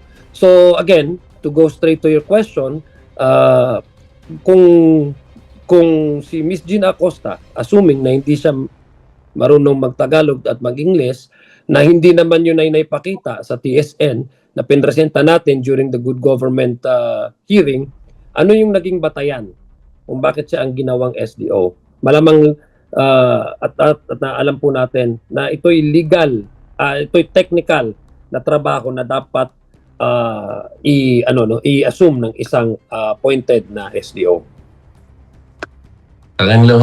Quickly add also, kung ano yung intention, bakit ginawa yun, siguro sa akin na lang, I'll just again direct your attention, no, dun sa naging observation ni Senator Tulfo kahapon na nung sinabi nga ho niya tama na po itong panluloko sa atin na to. And I'm sure this will also be considered by the other senator judges on weighing on the credibility of the witness, no, kung mayroong mga katanungan at mukhang nagiging evasive siya sa mga sagot niya, kung yan ang magiging dating sa mga senador, I'm sure pati yun, they'll also take that into consideration. You also share po yung sentiment ni Senator Judge Tulfo na panluloko lang yung ginawa po ni Acosta yesterday. Rinirespeto ko yung observation niya. So, maybe let's leave it at that. Follow up lang po doon sa tenure ni VP Sara during nung nasa Davao siya as mayor. Umabot daw po sa 2 billion pesos yung confidential funds nila sa Davao City when she served as mayor since 2016 to 22. Tingin niyo po ba kung ganito po yung ginawa nila na yung paggasta sa confidential funds ng VP and DepEd, ganun din po kaya yung nakita yung tingin yung paggasta doon sa Davao City?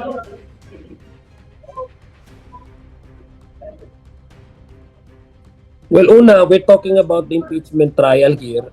Ang pinipresenta naman po ng ebidensya ay base po doon sa ARs at base po doon sa na-flag ng COA patungkol doon sa certain portion of the confidential funds na hindi nabigyan ng supporting documents to prove to the ICFAO na talagang ginamit ito sa paraan na naaayon sa joint circular.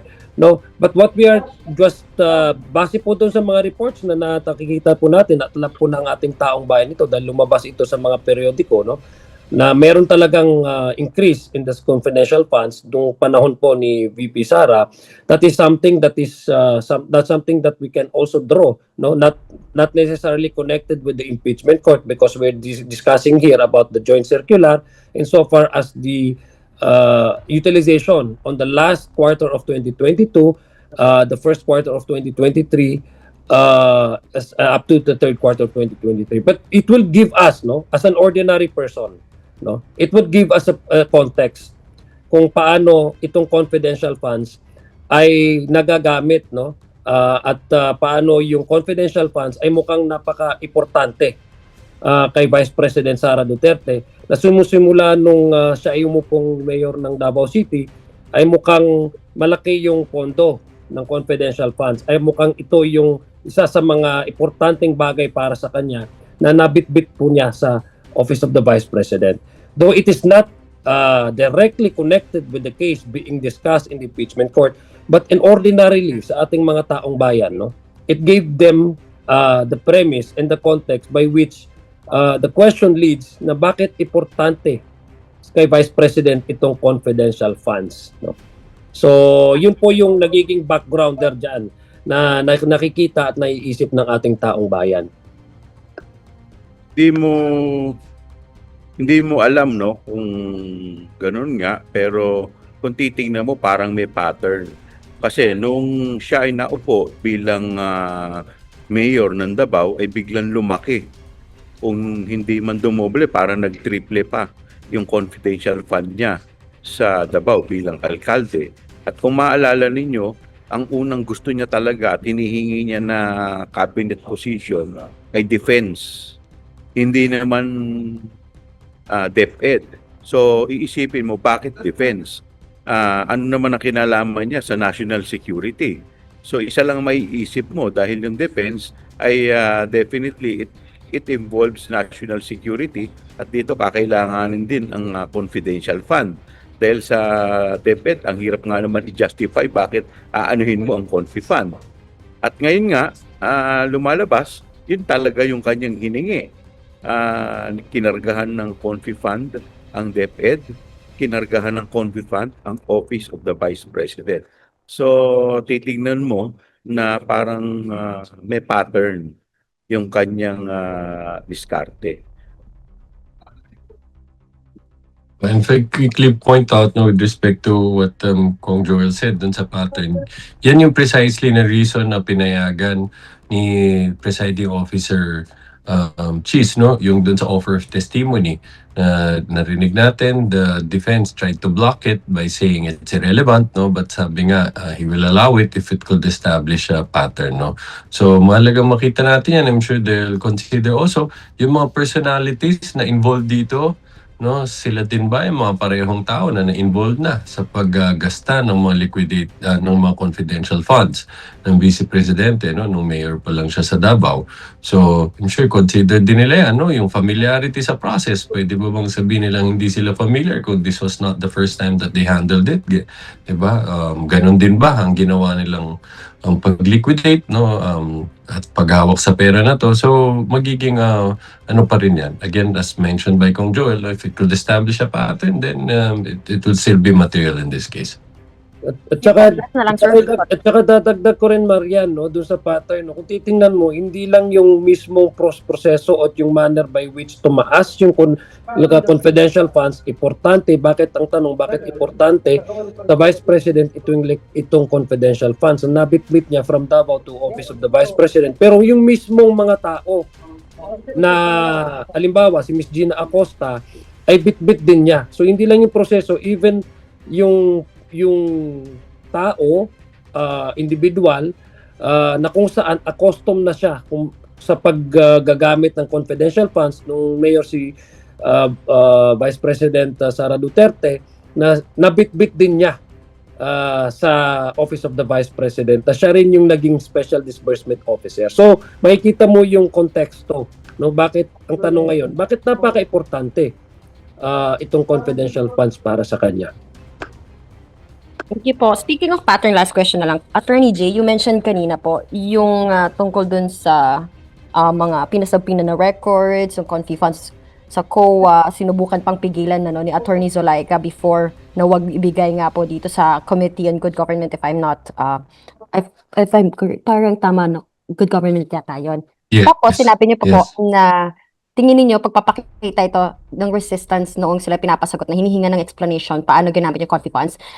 Pattern po kaya to, lalo na noon pa lang, as early as nung parang nakiusap pa naman karoon ng meeting with COA na AQM na lang sana ang issue sa amin, wag na AOM, Audit Query Memorandum na lang instead of Audit Observation Memorandum. Tingin niyo po, may ganito talagang yung pattern din nakita sa kina VP Sara sa kanyang kampo para nga iwasan kung paano to yung paggamit nila ng confi funds.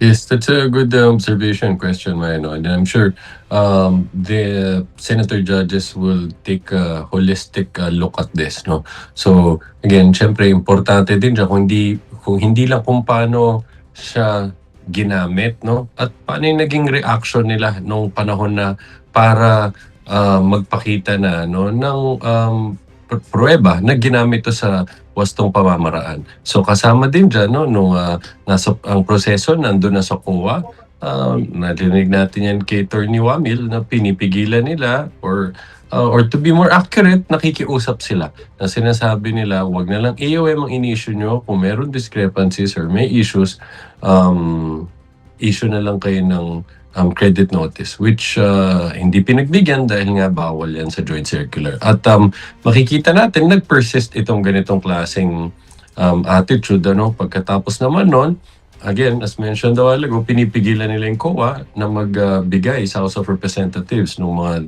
reports na kanilang sinubmit. No? At sila din, makailang beses, ayaw nilang humarap sa House of Representatives hanggang na umabot na kinailangan mag-issue na ng mga contempt orders against them to compel them to attend. So, I'm sure, no, if you'll take a entire a holistic approach to this, siyempre importante din ano yung naging actions ng persons involved during and even after if it's indicative of guilt. Thank you po. Maraming salamat po. Thank you, Marian. We will now hear from Rosalie. Your turn, Rosalie. Ikaw naman po. Yeah, good noon po, sirs. Related po sa question kanina ni Haji. What can the prosecution team po say about the continued absence of some senator judges? Does it concern po the prosecution team?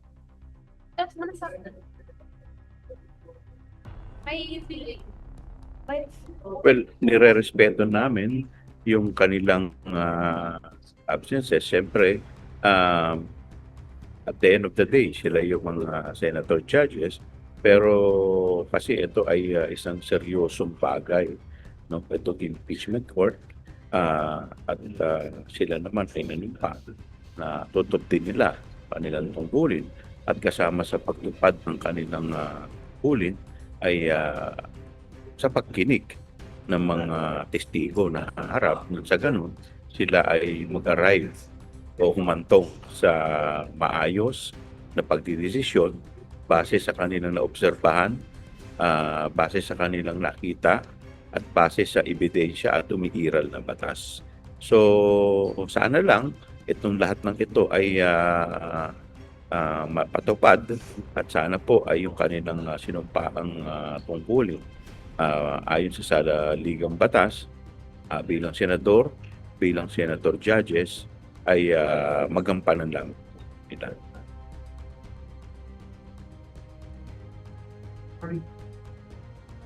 Kala kong Zia po at saka kay Attorney Jay. Ako quickly, if I could add lang, as pointed out, no, talagang nasa discretion naman ho yan nila, ng senator, ng presiding officer, and ultimately, yung other members of the Senate Impeachment Court, no, if what action they'll take, no, if they'll compel the senator judges to appear, for example. But I think it would be reasonable to conclude that perhaps they'll consider this matter, no, this it's a practical consideration. No? We note, though, at the start, it was clear the presiding officer said his interpretation of the 2/3 requirements means 16. No? It's a strict interpretation. But kung ganito ho yung nangyayaring realidad, no, na napakadaming hindi nakakapag-attend personally, no, baka tingin ko reasonable hong isipin na baka isang maging factor to for them to consider, no, kung tama ho yung original position na they took on that matter. But again, that's discretion naman ho nila. Sige.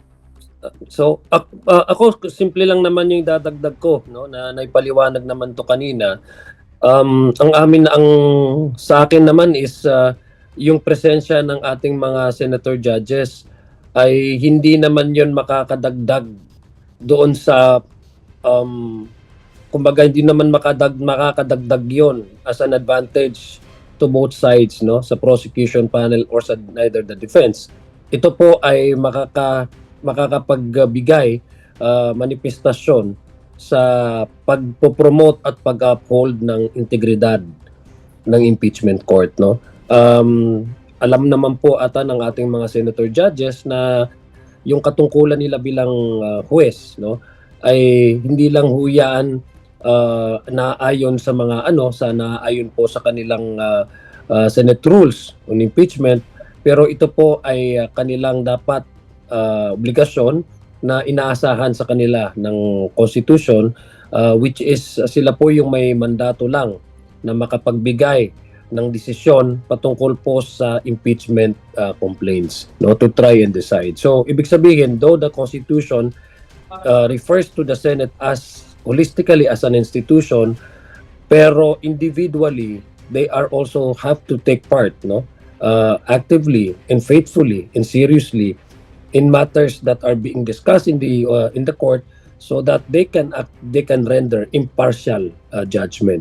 So it's the promotion and a promotion of the integrity of the impeachment court that we are trying also to premise na mas maganda na ang ating mga senator judges ay nandiyan parate sa oras na sila po ay uupong mga huwes. Last question ko na lang po. Is it high time po to make the impeachment trial more open to the public para makita rin po ng mga tao yun pong demeanor ng mga senator judges habang isinasagawa po yung proceedings? Ang impeachment trial naman po ay open to the public. At ito naman ay nakikita ng publiko. Kaya lang ay siguro mas maganda na yung oras nga ibaguhin.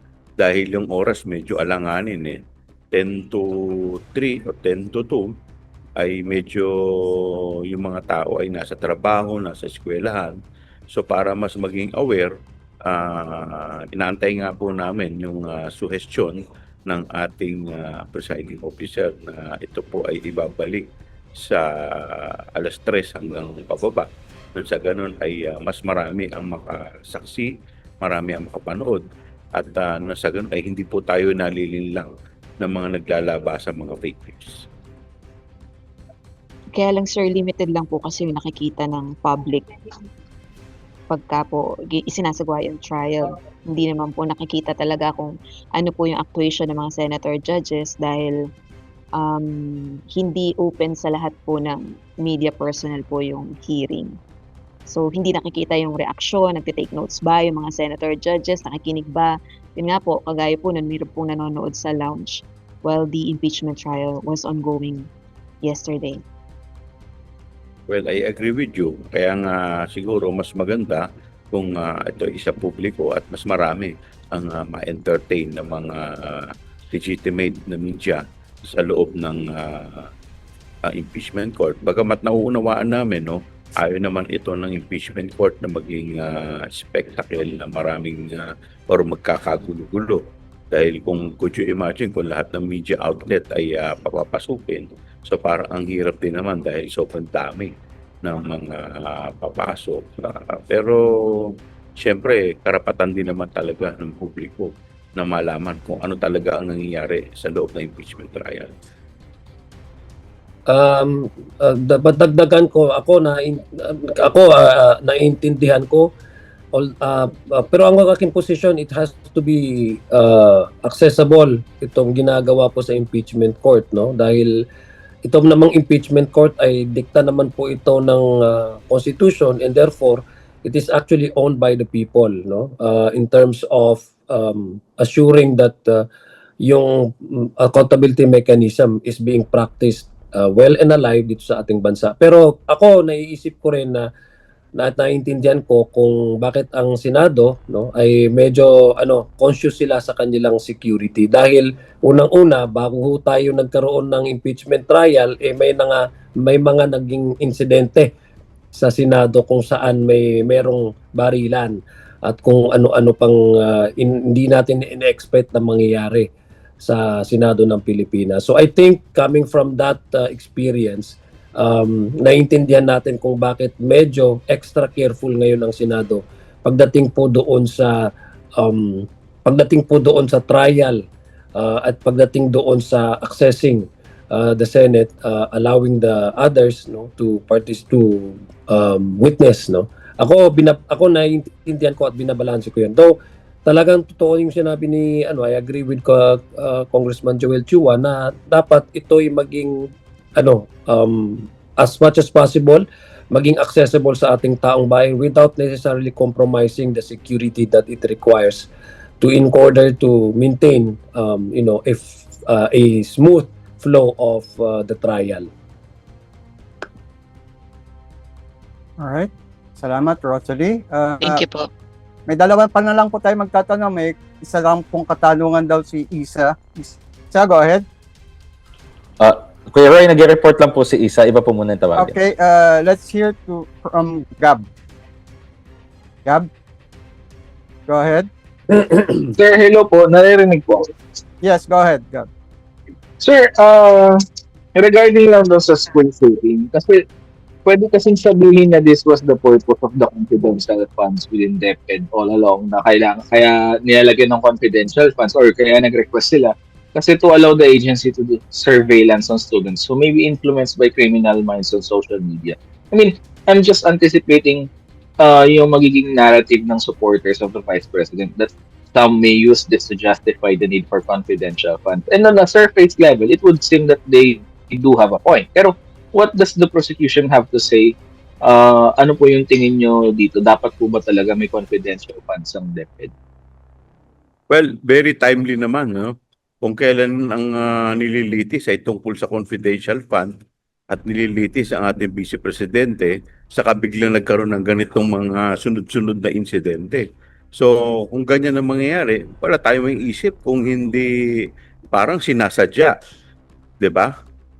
Samantalang dati, wala naman tayong mga ganyang nare-report ng mga insidente. Bakit ngayon biglang ganyan? At kung titignan mo, mayroon pang may camera pa, pinakikita, parang nananadya parang pinakikita pa talaga, no? Ngayon ko lang naisip yung sinasabi mo na po pwedeng ito ay sadya na ginagawa para palabasin yung mga ganyang klaseng teorya. Pero dangerous yan.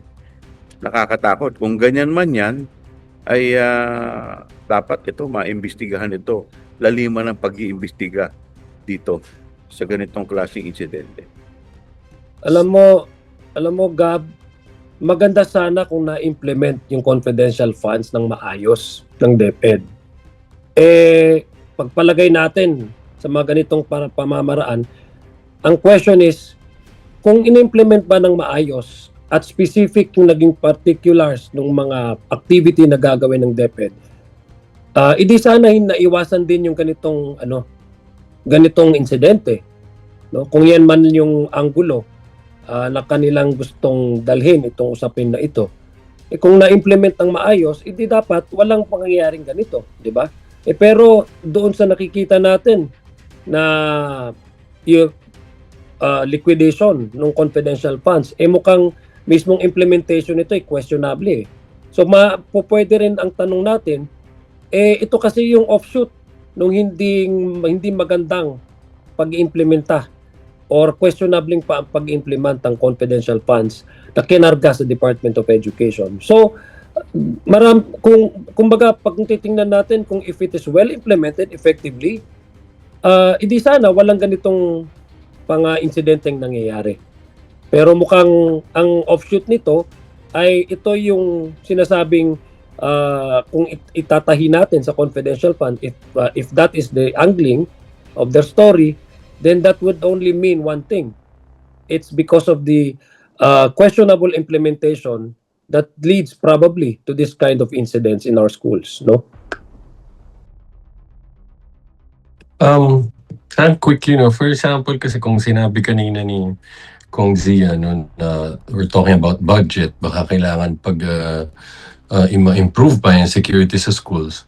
No, you don't need confidential funds for that, no? Kung hindi naman yan pasok dun sa mga kino-consider na confidential activities. Lahat naman ng government offices, merong security, no? Kung pinag-uusapan lang naman ay pag-tingin pa yan, improve pa natin, hindi kailangan, no, hindi yan confidential activity, so hindi yan kailangan paggamitan ng confidential funds, no? And kung lalagay natin siya sa ganung aspeto, for example, let's not talk about para hindi tayo subjudice, no, dun sa, lalo na syempre we can talk about retroactively, no, kung sinasabi natin ano yung nangyayari ngayon, no? Again, you have to remember yung ginamit na funds, syempre, at kung ano yung sinabi nilang rason kung bakit ginamit yun, yun ay dun sa for those periods, 2022-2023, no? But tingnan natin, for example, yung nangyayari ngayon. Kung gagamitan na yan ng confidential funds, no, for example, ano bang sinasabi natin dito, for example, para maiwasan na to pay informants rewards about, so paano yun, Gab, no? Magbabayad tayo dun sa mga estudyante ng reward para magbigay ng information against the other students para makita nila kung sinong merong merong tendency na gawin ito. I mean, conceptually, you know, if you think about it, kasi nga, confidential funds, may specific purposes siya kung saan mo siya gagamitin. So, it's more of, I guess, again, confining it in discussion dito sa shooting today, unfortunate shooting today, no? It's more of a policy issue siguro kung paano siya sasagutin. Baka nga sabi ni Kong Zia, kung mukhang more improve security in schools, again, I don't need confidential funds for that. Ulitin ko lang, no? Sige, sir. Dagdagan ko lang, no? Ito dapat, unang-una, may mga tamang ahensya o departamento na tumitingin pagdating dito sa mga security. So, ang focus dapat ng DepEd ay sa pag-aaral, sa curriculum ng ating mga estudyante. Ngayon, pagdating naman sa mga security, nandiyan dyan ang kapulisan, nandiyan dyan ang ibang mga departamento. So, ang dapat na ginagawa ng DepEd ay makipag-ugnayan sa mga tamang ahensya at hayaan natin na yung mga ahensya na may kinalaman sa peace and order, ang LGU, ang naman ang focus nito ay sa pag-aaral, curriculum ng mga estudyante. So, dapat dun talaga sila nakapokus. Kasi kung masyado kang maraming ibibigay na focus sa isang departamento, baka yung pinaka-focus kung saan dapat sila naka-focus ay hindi na yun ang maging focus ng kanilang departamento. So, hayaan natin na yung mga kapulisan na mag-handle yan dahil yun naman ang trabaho ng kapulisan to maintain peace and order. Trabaho yan ng LGU, trabaho yan ng military. So, lalong-lalo na sa mga far-flung provinces. So, hayaan natin na sila ang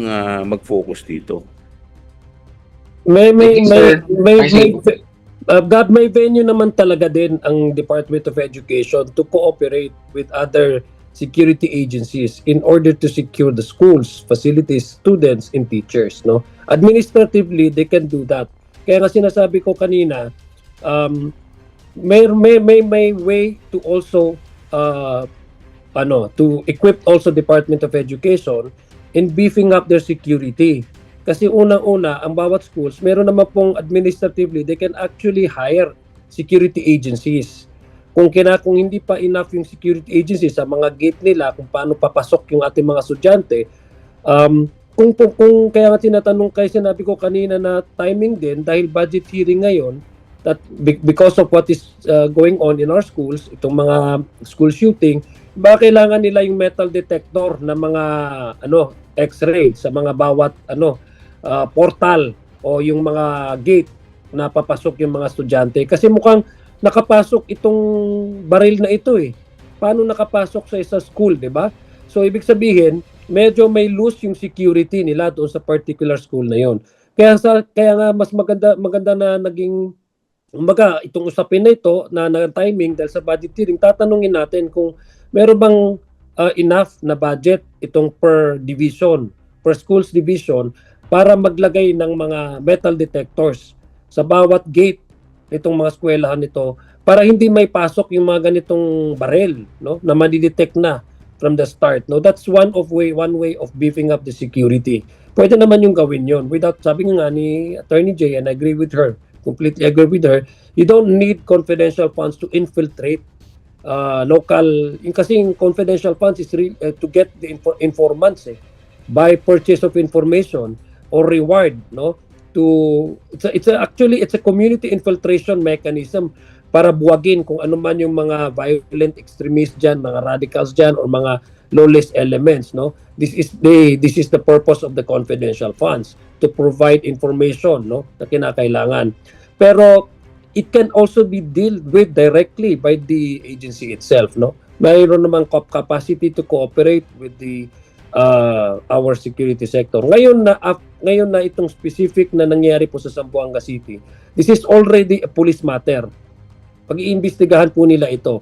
Pero ang gusto natin is prevention. How to prevent this incident to happen again in the future, sana hindi mangyari, is also to beef up the security of the Department of Education by administratively hire security agencies to man their gates. And kung kinakailangan, magbili ng metal detectors, especially doon sa mga eskwelahan kung saan nangyari itong insidente na to. Now, going back to the confidential funds, you have to tie it up also with the particular expenses covering the confidential funds of the Vice President in the first and the last quarter of 2022, 2023, first quarter, and up to third quarter of 2023. So mukhang you have to compartmentalize the issue para hindi po ma-mix up itong pinag-uusapan natin sa ngayon na school incident, no. Importante po ito, itong ganitong klaseng action na dapat na i-impose ng Department of Education sa mga susunod na academic year para ma-secure po yung kanilang mga mag-aaral. Thank you, sir. All right, salamat Gab. We have one last question from Isa. Isa? Yes po, magandang tanghali po Congressman Joel, Zia, and Attorney Jay. Isang buhos na lang po yung question ko. Inaasahan nyo rin po ba na magiging mabigat din yung salaysay ni SDO Edward Fajarda sa pagsalang niya po sa witness stand gaya po nung kay Gina Acosta? And ano po yung plano for Article 1? Sino pa po yung balak na isalang na testigo? Kasi kahapon po may nabanggit din si House Pro Secretary Don. Ang banggit po niya, pwede na mag-wrap up yung Article 1 and mag-proceed na sa iba pang article of impeachment. Thank you po. Well, nakita naman natin na mabigat yung salaysay ni Gina Acosta. So inaasahan natin na ganun din na magiging salaysay ni Edward Fajarda. Pangalawa, ang susunod na testigo na naka-line up si Limuel Ortoño. So from there, titignan natin kung may mga kinakailangan pa na mga testigo dahil lang alam ko nakalinya pa yung mga AFP.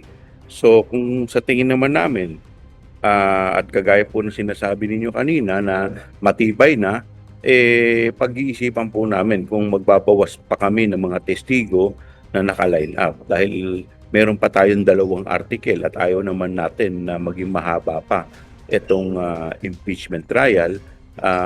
Kung sa tingin namin matibay na, napatunayan na namin lahat yung mga dapat mapatunayan, yun magiging depende yan sa mga magiging legal strategy namin sa mga susunod na araw. Siguro if I could add quickly na dahil kasama ko sa press conference si Kong Terry kahapon na tama na sabi niya, no, mukhang sapat na yung napresenta so far, but he also pointed out, syempre gusto rin namin kumpletuhin yung kwento dito sa confidential funds para talagang pag tumigil na kami, mag-rest na kami ng case namin, no, with respect to this article, nasagot na lahat ng mga katanungan paukol dito. So, tulad ng sinabi kong Joel, no, after we present each witness, lagi kaming nagkakaroon ng assessment after, no, kung na-hit na ba yung targets or kailangan pa bang magpresenta ng ibang ebidensya. But so far, yan lang muna yung nakapangalan, si nasusunod na witness, si Ginoong Fajarda, no, at si Mr. Ortonio, no, at abangan ho natin mga susunod na witnesses, no. Based on the pre-trial order, madami pa hong nakapangalan dyan, witnesses natin. Merong, for example, representative from the PSA, handwriting expert, sabi nga ni Kong Joel, no, representatives of AFP. So, abangan ho natin, but what we can assure you is ang iupo lang ho namin na testigo, yung sa pananaw namin ay talagang material and relevant and very necessary yung may ahambag nila na komento dito sa usapin na to. Maraming salamat po sa inyo. Ang hinihiling po namin, no, na patuloy po tayo na tumutok dito nang sa ganon ay malabanan po natin yung mga naglalabas ng fake news at nang sa ganon din ay matutukan natin kung ano pa talaga nangyayari dito sa loob ng impeachment trial. Nang sa ganon hindi po nalilin lang ang ating mga kababayan. So muli sa ating mga kasama sa media, maraming salamat po sa inyong patuloy na pagsubaybay dito. Kong Zia?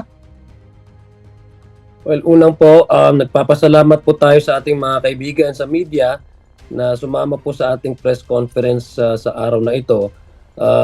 Tama po yung sinabi ni Congressman Joel Chua na ito po ay isang karapatan ng bawat mamamayan na malaman kung ano yung mga paksa o na pag-uusapan sa impeachment trial. So dapat po tuloy-tuloy po tayong makinig at makisubaybay sa mga pangyayari sa impeachment trial. Uli na lang po na gusto po namin ipaabot ang aming pakikiramay sa pamilya po na nabiktima sa school shooting na po ito sa Zamboanga ngayong umaga po. So makakaasa po sila na sa hanay po ng legislatura, particular ang Kamara, gagawin po natin ang lahat para masuportahan po ang Department of Education sa pagsisecure ng pagsisecure sa ating mga eskwelahan at maiwasan na po itong ganitong klaseng karahasan ang mangyari pa po sa mga susunod na mga araw. Ang nais po natin sa ating security agencies ay maimbestigahan ng maayos itong karahasan na to para ito po ay magiging guide din po sa lahat ng ahensya, particular kung ito po ay pinag-usapan natin ang pulisiya at para po tayo maka-come up with the more responsive policies para po again to secure our students, our learners, and our teachers. Again, nakikiramay po kami sa mga naulila at nabiktima nitong shooting nito sa Zamboanga. Makakaasa po sila kung anong po man yung dapat nating maibigay na suporta para makamtan ng hustisya ay gagawin po ng hanay ng House of Representatives. Salamat po, Kong Jong. Attorney Jay, go ahead. And thank you for joining us this afternoon, no. And nakakita ho natin noon mas lumilinaw ho, no, yung chain of control dito sa usapin ho ng confidential funds, no. Lumalabas na base sa mga dokumento at sa mga testigo kung ano yung naging papel ng Vice Presidente dito. So sana patuloy nyo pa rin hong subaybayan itong paglilitis na to para makita pa natin ano pa yung mga importanteng mga impormasyon na makuha natin sa mga susunod pa ng mga testigo na iupo namin paukol sa bagay na to. At maraming salamat ulit and stay safe everyone.